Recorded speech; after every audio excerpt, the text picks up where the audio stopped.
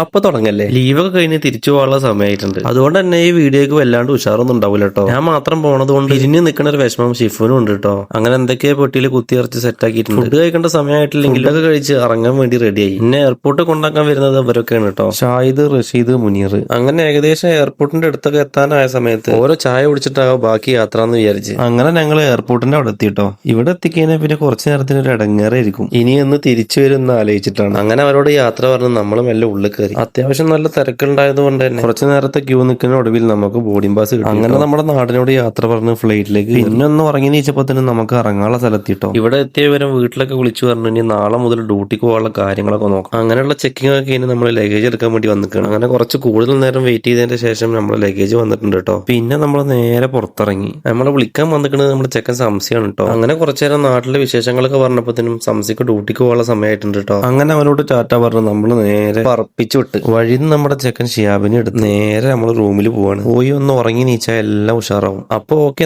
ഇന്നത്തെ വീഡിയോ എത്രയുള്ളൂ. പുതിയൊരു വീഡിയോയിൽ വീണ്ടും കാണാം.